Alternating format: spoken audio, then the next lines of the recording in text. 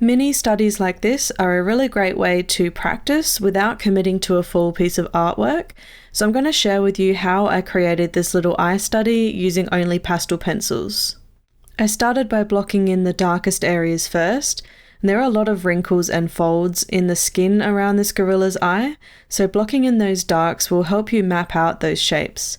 I'll also come through and block in where the lightest highlights are going to go as well. I'm making sure I'm using a very light hand in this first layer, because if you add too much pastel too soon, you're going to struggle to add more layers of details on top. I'm using mostly Faber-Castell Pitt and the Stabilo Carbothello pastel pencils, and I'm working on Clairefontaine pastel matte paper.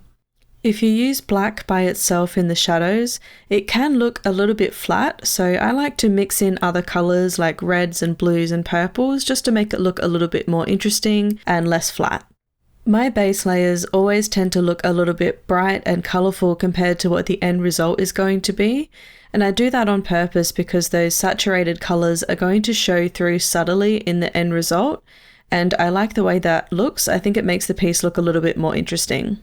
After adding the main colours to the eye area, I'm darkening up some of the deepest shadows and then taking a cotton tip to blend out the base layer.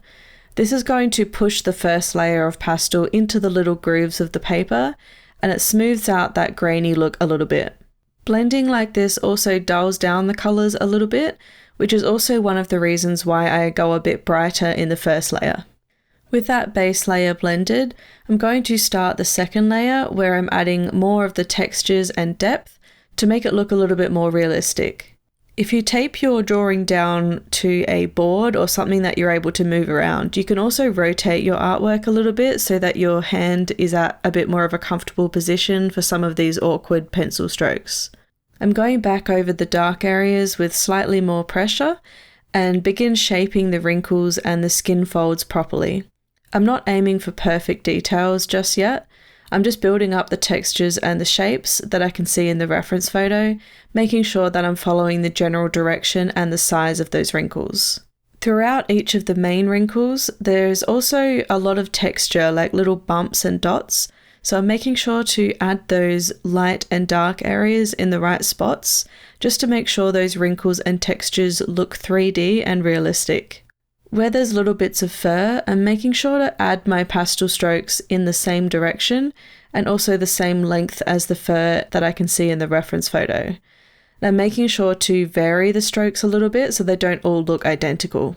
You don't have to have every wrinkle exactly the same as the reference photo, but you want to make sure that they're generally close to the same size and shape and direction as the photo, because it can change what the structure of the gorilla's face looks like if they're not correct.